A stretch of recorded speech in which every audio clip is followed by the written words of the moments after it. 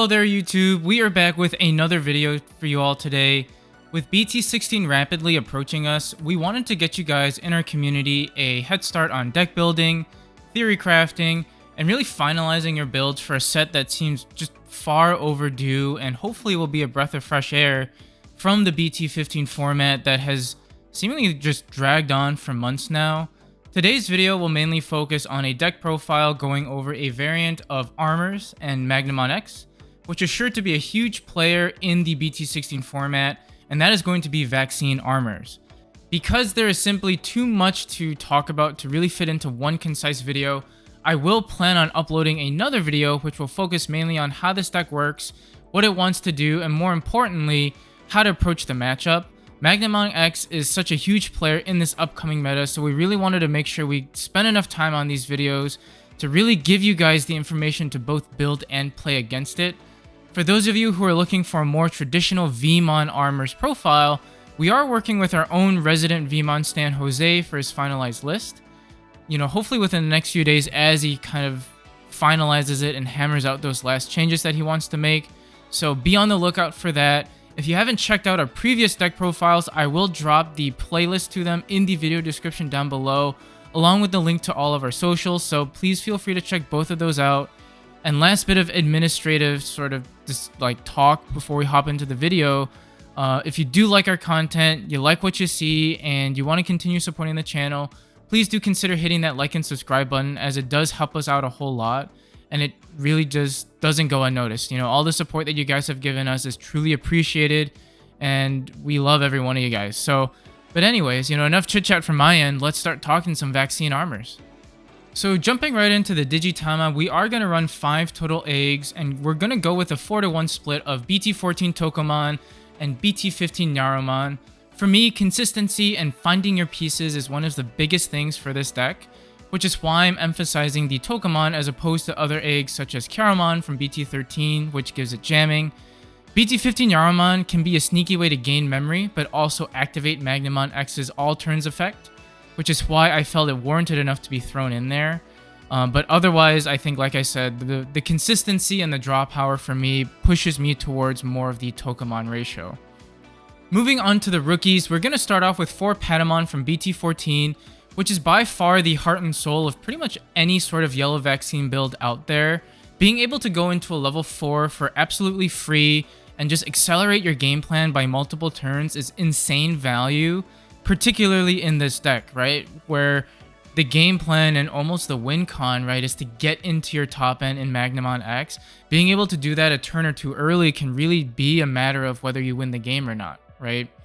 The Inheritable on Patamon to gain memory as well can really just make this deck disgustingly memory efficient with its plays. And I think, like I said, Patamon is what keeps all yellow vaccine decks viable and on the map in any meta that we're talking about. We then follow up Patamon with a 3-3 split of BT-5 Cutemon and BT-9 Pillamon. Floodgate rookies, I think, are probably one of your best bets against the tougher matchups for Vaccine Armours. BT-5 Cutemon is going to be absolutely key in the matchup against Tyrant Kabuterimon, who has a very solid matchup against Armours, so definitely be on the lookout for Tyrant if you are playing Armours, because it is a deck that can climb up to high DP, build a huge wall, and really shut you out of the game. And BT-9 Pillamon also shuts down decks like Tyrant and Pyramon that likes to play out bodies via effect. And like I said, Pillamon just shuts down the new partition keyword that we have in certain scenarios. So I think those 2 floodgates are important. You can always make the argument that floodgate rookies can be dealt with very easily and are very sort of, you know, easily removed from the field. And that is true, but your opponent still has to dedicate resources to it, right? And like I said, in a deck that is absolutely filthy with its ability to manipulate memory and be super efficient, sometimes that wasted resource to force your opponent to deal with that floodgate rookie is all that you need to kind of take advantage of that play, right? And we're gonna wrap up the rookies with 2 of BT-16 Ukomon.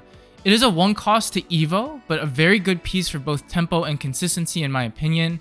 Being able to search and grab essentially any piece outside of an option, as well as hatch another egg that same turn, again, really helps push the tempo, helps you find pieces with consistency, and just, I think, overall adds to your ultimate game plan.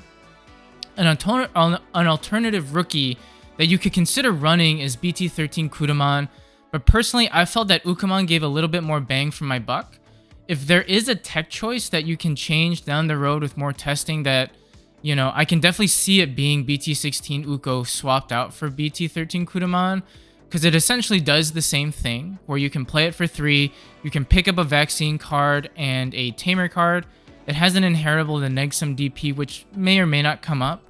But like I said, being like Ukamon for me just felt like it had more value. But if you're looking for like a pure yellow rookie to use, I think, you know, Kudamon is a good alternative. Now for the level 4s, I think this is a pretty standard spread. We are going to be running 4 of Starter Deck 17 Rapidmon, 4 of BT-8 Rapidmon, and 2 EX4 Gold Vidramon. The idea here with all of my level 4s is that, number 1, they are all armor forms, which allows you to have an outlet to go into Magnamon X. And 2, they're all also vaccine and traits, which allows you to utilize BT-14 Patamon to get into them for free via its main phase effect, and also utilize another card that we're going to be talking about later on in BT-9 Awakening of the Golden Knight, right? And like I said, the reason I'm using Gold Vidramon as opposed to, say, like BT-8 or BT-13 Magnamon, which is commonly seen in the Vmon variant, is that they are not vaccine and trait. So you're not going to be able to take advantage of the Patamon Evo or cards like Emissary, right? And I think Gold Vidramon also has a pretty solid when Digivolving effect. You know, you can neg something 2k DP, and then if you have a yellow Tamer in play, which more often than not you will, you can choose a 6k DP Digimon on your opponent's side of the field that cannot attack or block until the end of their next turn, which again can be helpful in certain scenarios. Also, if you incorporate the sort of DP reduction shenanigans that, say for example, like Rapidmon is able to utilize with some of its effects, you can be a little bit nasty with it and target like a level 6, bring it down to 6k, go into a Gold Vidra on top of a rookie, and be able to stun that body too, right? So I think a lot of different things you can do with this card, and does give yourself some flexible adaptability for sure. Now, you know, to talk about the other level 4s, Starter Deck 17 Rapidmon is a great blocker and can introduce some DP reduction shenanigans that can help in the mirror and just force your opponent to think a little bit more about their plays. And BT-8 Rapidmon has been a staple in previous iterations of Yellow Hybrid and Yellow Vaccine. Being able to go into it, suspend multiple Digimon potentially, and neg 5k across the board is a really, really strong effect and can be paired very nicely with a lot of the effects of your top-end cards.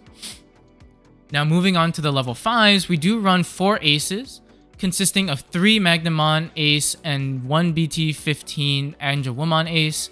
I did not want to run too many level 5s because for me, the main focus of getting into Magnamon X or Rapidmon X would be either to use Emissary of Hope or Awakening of the Golden Knight, or just Digivolving Rapid X on top of my already established Rapids. I didn't feel like it was necessary to run like a wide gambit of level 5s, just because then I feel like I'm really just taken away from my turbo plays, right? And then another thing to worry about with these ace cards is that they can pass over a lot of memory and be more of a detriment to you. They do have very useful on-play and when Digivolving effects, like for example, Magna Angemon allows you to recover, and DP neg Angelwoman as well allows you to trash top card of security, which can be very helpful for multiple reasons, right? Because it allows you to proc its minus 6k DP effect, but it also allows you to proc Magnamon X's all turns effect as well, which, you know, can come up in a nuanced situation. So their on-play when Digivolving effects are huge value to this archetype, but at the same time, I think too much can hurt you, because as ace cards, and what we know of them so far, there's a lot of Source Strip running around, there's a lot of Bounce running around, and if those level 5s get removed one way or another, you are putting yourself at a little bit of a disadvantage there. So I feel like 4 was a good happy medium for me. I don't think I would run any more. Moving on to the big boys themselves, for the level 6s, we're going to be running 4 of the new BT-16 Magnamon X and 2 of the new BT-16 Rapidmon X. We're going to take some time to talk about Magnamon X as a card itself in a future video, but in my opinion, this is probably one of the best cards, if not the best cards that Bandai has ever printed for the TCG in its existence.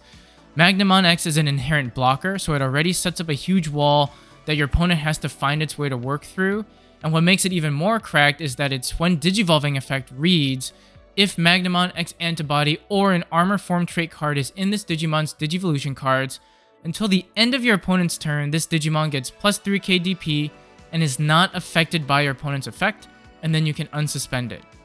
Then it has the all turns effect of once per turn. When a card is removed from any security stack, doesn't necessarily have to be yours or your opponent's, it could be anybody's security stack, you may activate your when Digivolving effect, which, again, the wording of you may activate it allows you to do a whole lot because you can choose when to activate this effect, which gives this card a lot of flexibility with an effect that it's already super busted. So just an insane card, and like I said, the boys and I are going to be doing a more dedicated Magnamon X video in the future. This card itself can be sprinkled into many other decks, including Jesmon, Sylphimon, etc., because it's just such a good effect that if you can find a way to sprinkle this in, you really should just take advantage of it, right? And the next Digimon we're going to run is Rapidmon X from BT-16. With how many Rapidmons you are running in this deck, there really isn't a reason to not try to run this card in my opinion. Its effect is really good. It reads, when Digivolving, suspend all of your opponent's Digimon. Then this Digimon may attack. All turns, when Rapidmon or X-Antibody is in this Digimon's Digivolution cards, all of your opponent's suspended Digimon get minus 4k DP. And all turns once per turn, when an opponent's Digimon is deleted in battle or by having 0 DP, gain 2 memory. I really like that that it has like a pseudo blitz effect, because essentially when you Digivolve into this Digimon and your opponent has a board to interact with, you could essentially make this a 2-cost Evo if you're going on top of Rapidmon, which is really good value once again for just turboing into your top end. I do think that Rapid X is a very good top end to go to, like in the early game, if you're missing your Magnamon X or you don't have that perfect setup just yet. I think Rapid X is a very fine card to utilize early game to just push your opponent back maybe a turn or two while you kind of dig and search for your pieces.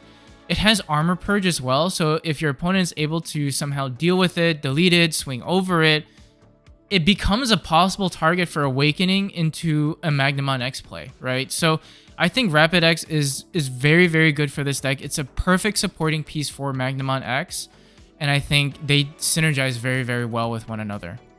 The last Digimon we're going to run with is one of EX4 Shine Greymon, Ruin Mode.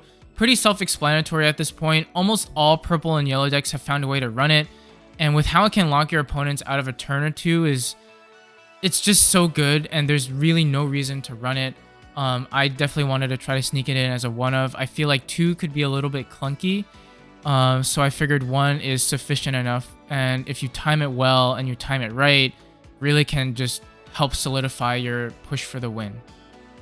Next up, we're going to be running a fair amount of options in this deck, as we do run 3 Emissary of Hope from BT-14, 2 Physical Training promos, and 4 Awakening of the Golden Knight from BT-9, as well as 2 Heaven's Judgments from EX4.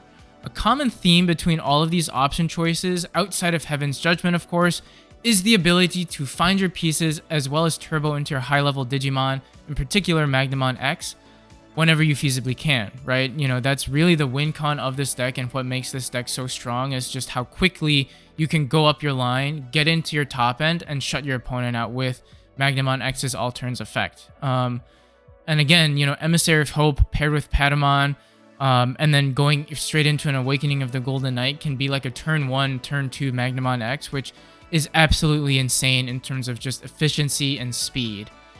Physical Trainings is a bit of a debatable card in this deck. I think it does provide a nice way to establish a level 4 on the board. If you're in a scenario where Patamon has either whiffed or kind of missed its like main phase effect, right? And you're forced to climb up the line in the traditional sense, I think Trainings can provide good benefit. It does help you search for a 2-drop, look for a missing piece or a missing card, and also the fact that you can just pick up any card, whether it be an option, a Tamer, or a Digimon, I think is also really nice. But I think since you're not really looking to climb in the traditional sense, you do lose some value from the trainings. There is definitely still benefits running them, just not at like a 4 of, for example, like a lot of decks are running now. Awakening of the Golden Knight, I think it's just a free cheat code at this point in time, if I'm going to be honest with you guys.